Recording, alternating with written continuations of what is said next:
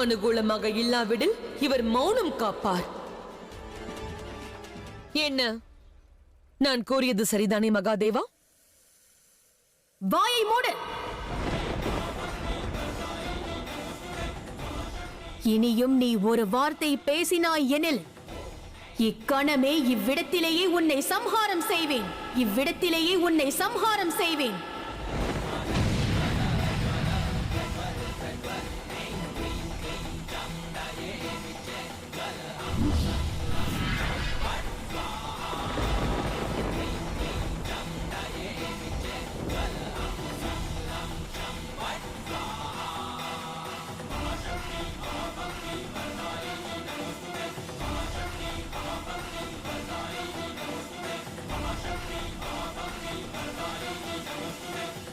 வேண்டாம் தேவி, அமைதி கொண்டிருங்கள். மன்சாவின் குரோதம் நியாயமானது.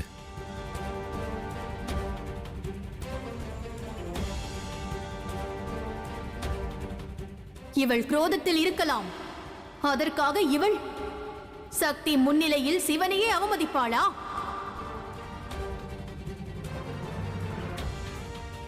உறவுகளின் மரியாதையை பற்றி சிவனிடம் கூறுகிறீர்களா? உறவுகளின் மரியாதையை என்று புரிந்து கொண்டிருக்கிறார் இப்பொழுது புரிந்து கொள்வதற்கு?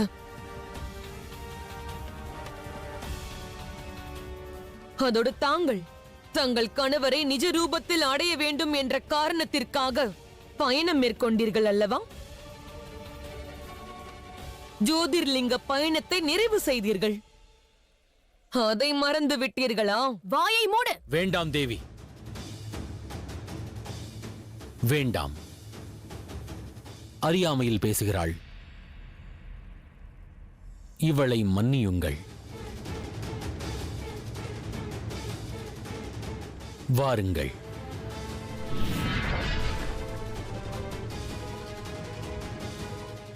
அறியாதவளா? அவ்வாறென்றால் இவளை இவள் பெற்றோரிடம் அழைத்துச் செல்வோம். பெற்றோரிடம் அழைத்துச் செல்வோம்.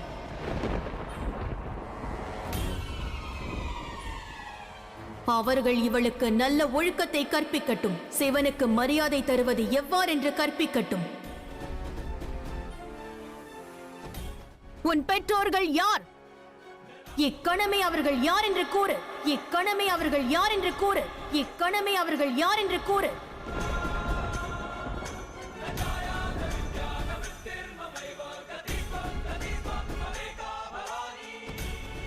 வீரனின் அடையாளம் வீரத்தில் தான் இருக்கிறது. நான் பல முறை மகாதேவரை எச்சரித்தேன், கூறினேன். எனக்கும் பாலகனுக்கும் இடையே வந்தால் விரோதம் உண்டாகும் என்றேன். இனி இந்த மன்சாவின் விரோதம் எவ்வாறு இருக்கும் என்று பிரபஞ்சத்தின் மகாதேவரும் ஆதி சக்தியும் காணப்போகிறார்கள். நான் இந்த அண்ட சராசரத்தில் உள்ள அனைத்து ஜீவராசிகளையும் சாட்சியாக கொண்டு இந்த மன்சா சிவன் மீதான கோபத்தை கோஷணம் செய்கிறாள். சிவன் மீதான கோபத்தை கோஷணம் செய்கிறாள்.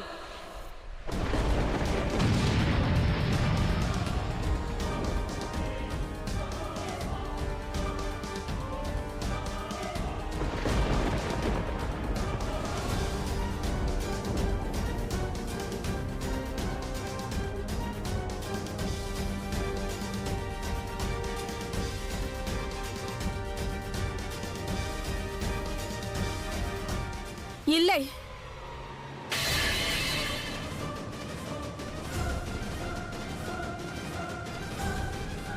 இந்த தவறு நடக்கக்கூடாது. தாயே, சற்று பொறுங்கள். எங்கே செல்கிறீர்கள்? இந்த பெண் மரியாதையின் எல்லையை மீறுகிறாள். யார் இந்த பெண்? ஆனால் இந்த பெண்ணிடம் இத்தகைய சக்தி எங்கிருந்து வந்ததென்று தெரியவில்லையே.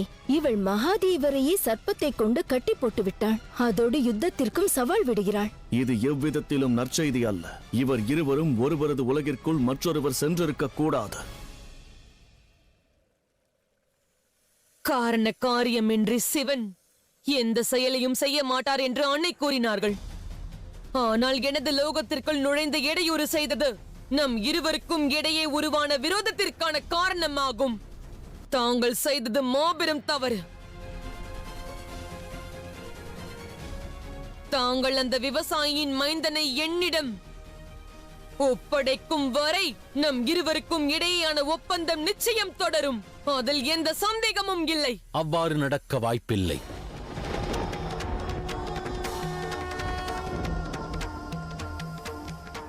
எப்பொழுதும் தாங்கள் விரும்பியது மட்டும்தான் நடக்குமா? இம்முறை அவ்வாறு நடக்காது. நான் எண்ணியதே நடக்கும். மன்சா, மகாதேவரிடம் மன்னிப்பு கோரு.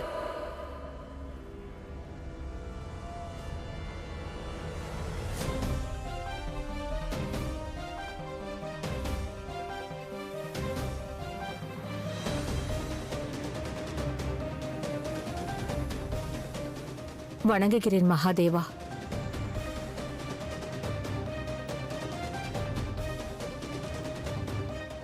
மன்சா, கூறியது கேட்கவில்லையா? மகாதேவர் தேவி பார்வதியிடம் உடனே மன்னிப்பு கோரு.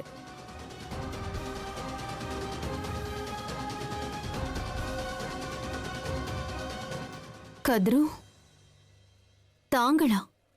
அவ்வாறென்றால் இந்த பெண் உங்களுக்கும் மகரிஷி காசிபருக்கும் பிறந்த மகளா? இந்த பெண் உங்களுக்கும் மகரிஷி காசிபருக்கும் பிறந்த மகளா?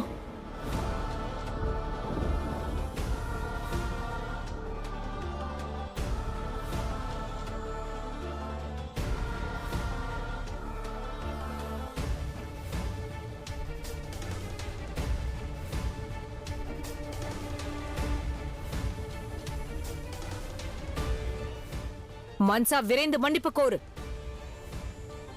தாயே, என்னை கட்டாயப்படுத்தாதீர்கள். யார் யாரிடம் மன்னிப்பு கோர வேண்டும் என்று தங்களுக்கு மிகவும் நன்றாக தெரியும். நீ அவரிடம் மன்னிப்பு கோரியே ஆக வேண்டும். நிச்சயம் மாட்டேன்.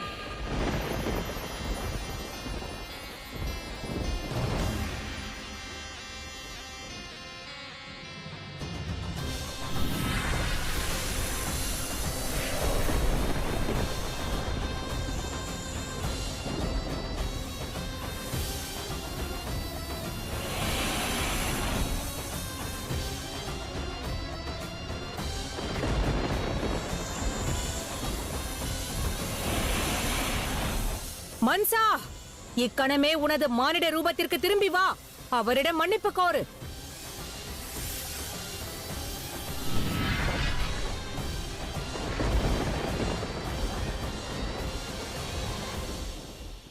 என்னால் நம்ப முடியவில்லை.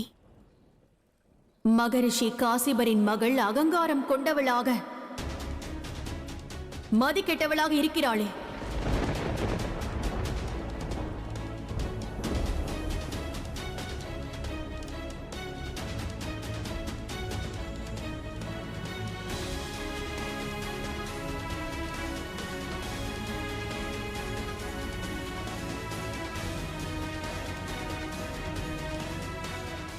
தாங்கள் என்ன கூறினீர்கள்?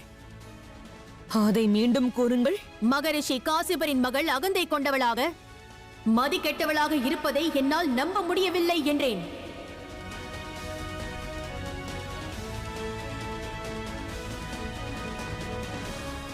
கதுரு, மன்சாவை இங்கிருந்து அழைத்துச் செல்.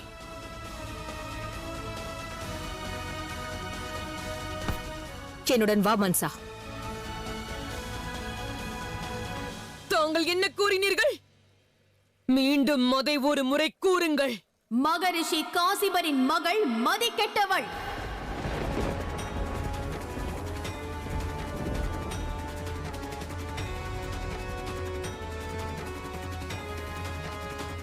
மகாதேவா, இப்பொழுது மௌனம் காப்பீர்களா? தேவாதி தேவர், பிரபஞ்சத்தின் மகாதேவரின் முன்னிலையில் மீண்டும் மீண்டும் ஒரு மகளிடம் அவள் தந்தையின் பெயர் தவறாக கூறப்படுகிறது. ஆனால் தாங்கள் நியாயமூர்த்தியான சிவன் மௌனம் காக்கிறீர்கள்.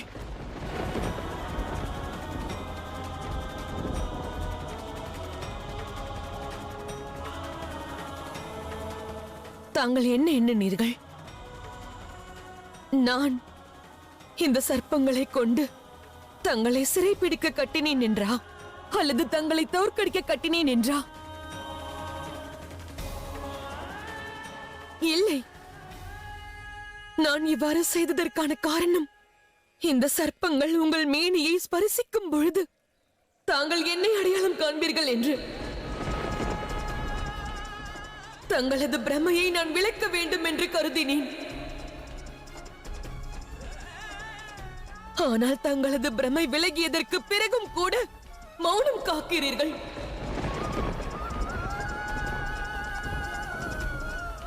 ஏன் மகாதேவா, ஏன்?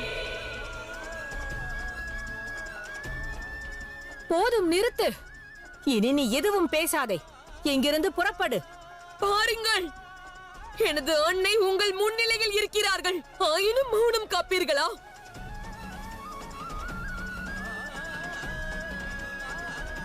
மகாதேவா, இந்த பெண் என்ன கூறுகிறாள்?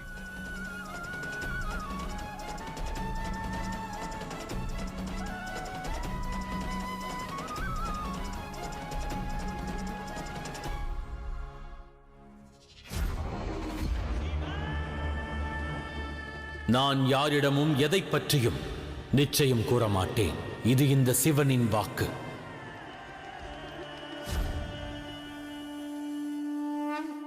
எங்கு சென்றது தங்கள் நியாயம், தங்களது தர்மம்? ஏன் மௌனம் காக்கிறீர்கள்? தங்களது மனைவி பார்வதி இங்கு இருக்கிறார்களே, அதுதான் காரணமா?